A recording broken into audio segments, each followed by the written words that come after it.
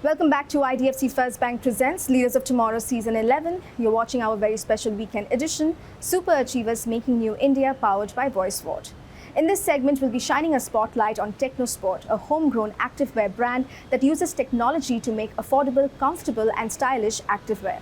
My colleague Rohan Richard caught up with the founders of Technosport to find out more about their journey. Listen in.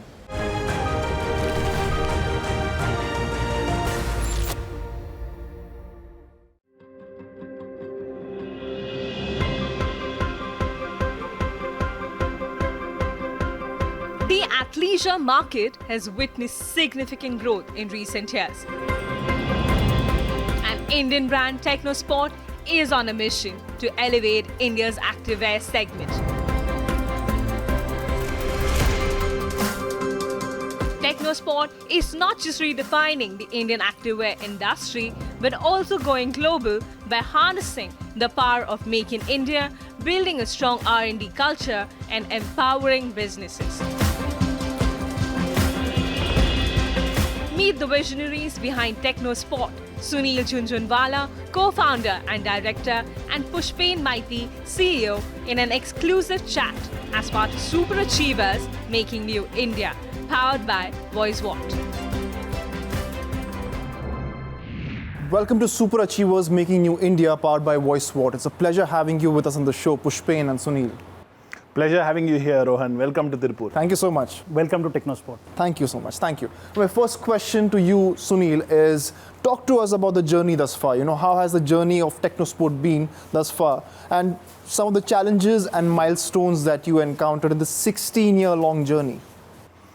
Well, we started in year 2007, and at that time, there were only a few international activewear brands in India, and there were a few domestic brands as well. But when we checked the products, the international brands were at a very superior level, and the Indian brands were much below that.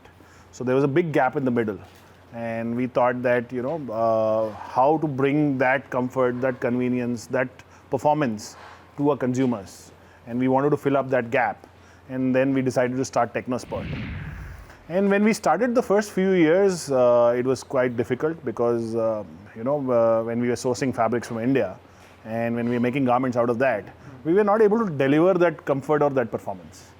And we were ourselves not finding it, comfortable to wear our products. So we realized that, there is something more to activewear than just the look and the feel. And then around year 2010, we started to source some fabrics from Taiwan and China. And once we started to do that, in Taiwan, we learned a lot about this technology.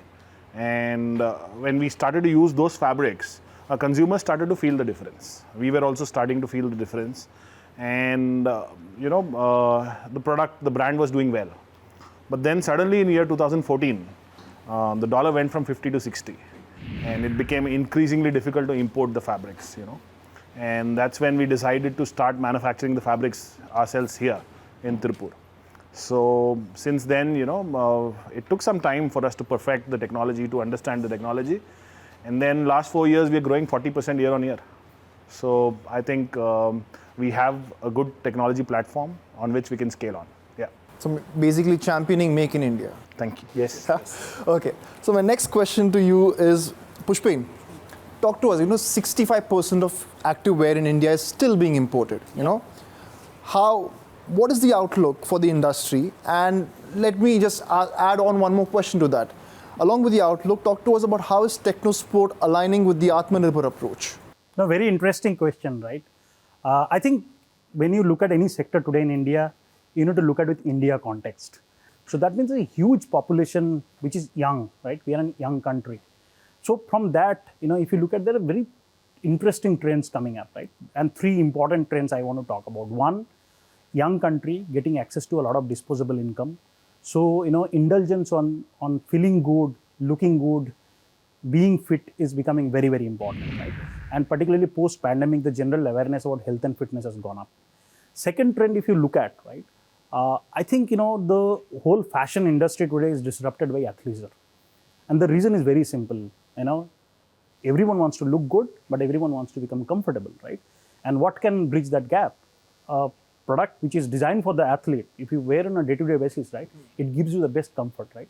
And the third and very interesting trend is that the overall, the fitness ecosystem is also India getting boosted, right? The fitness penetration in India is below, 1% today. If you compare to some of the global, countries like US or China, it's in double digit, right? So what we think that in the next 8 to 10 years, there will be a huge ecosystem boost. A lot of people will come and, try to become fit, go to gym, etc. So that means, not only sportswear, but footwear, nutrition, gym equipment, etc. Everything will get a huge boost, right? So if you put all these three trends, it clearly suggests that there is a huge demand for activewear, right? But India is all about scale, and you can achieve the scale by keeping the price point really affordable to the large audience, right?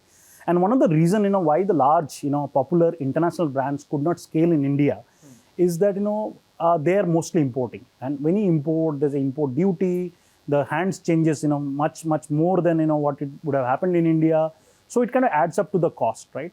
So one of the reasons, we have been able to scale is that, we are able to make in India, the point that you made is Atmanirbhar, right? Yeah. So that gave us 3 control, right? 1, control over price, control over quality, and control over supply, right?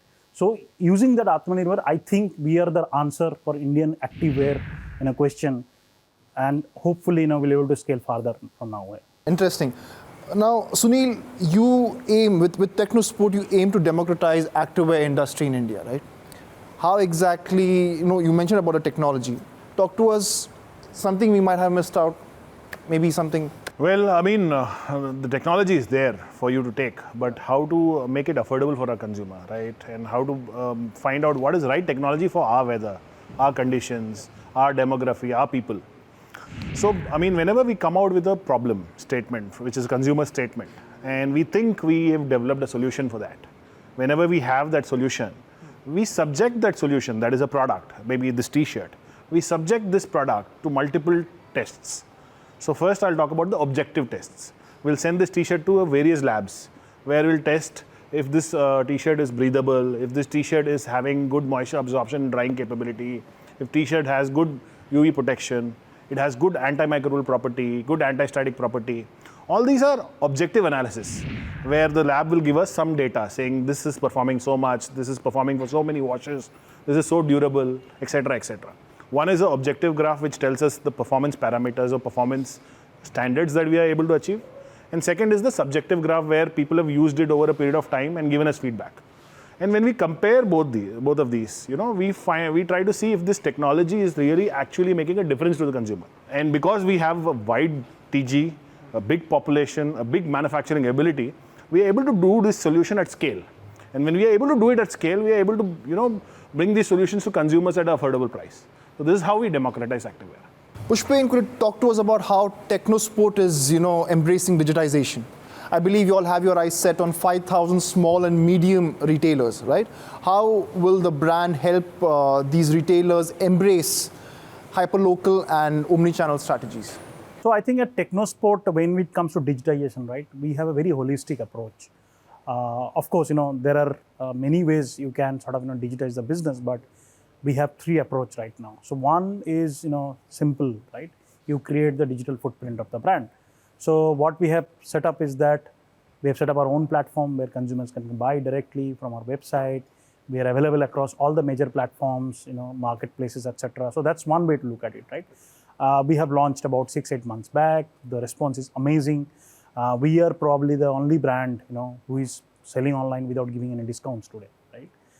That's the first one. The second one, which is very important and strategic one, is that we are extremely fortunate to have 5,000 small and medium retailers across the country, right?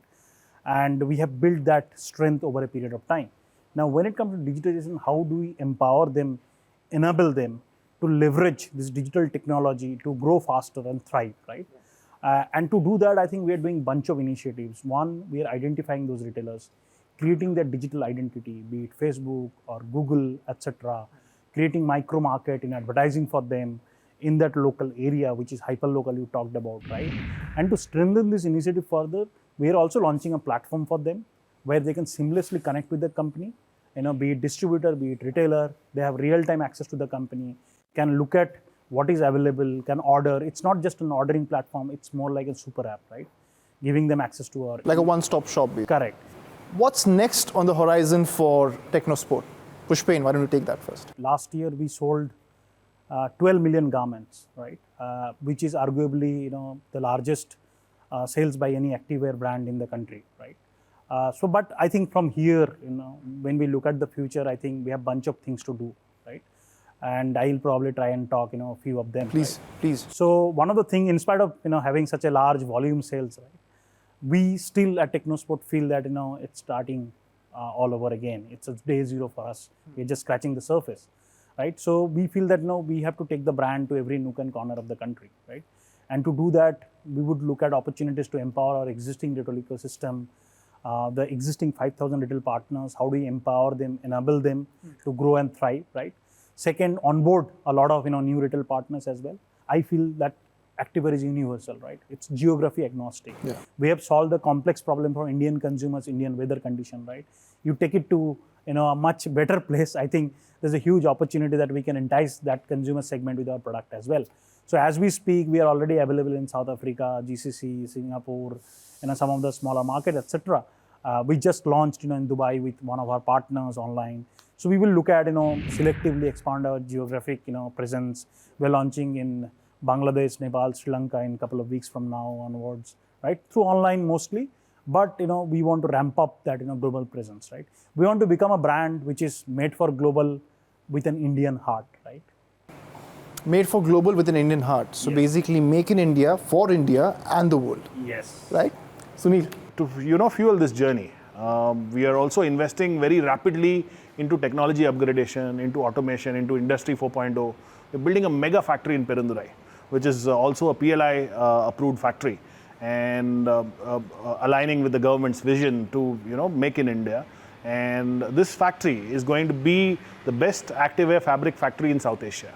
So it's a huge mega factory, and I'll invite you to probably come and see it when it is done. But we are rapidly constructing it, and hopefully in this financial year it should be ready. So there's a lot of investment in backward integration, technology on the backward integration, and so much on the forward integration side as well. That's absolutely fantastic. I believe that the two of you all perfectly embody the show name, which is SuperAchievers Making New India, right? Sky's the limit, guys, for Technosport, and I thank you all for your time. Pushpen, it was a pleasure meeting you. Thank you. It was a Pleasure meeting having you Sunil. here. With that, it's a wrap on this edition of IDFC First Bank Presents Leaders of Tomorrow Season 11. We hope you enjoyed the conversations. Thank you for watching. Goodbye.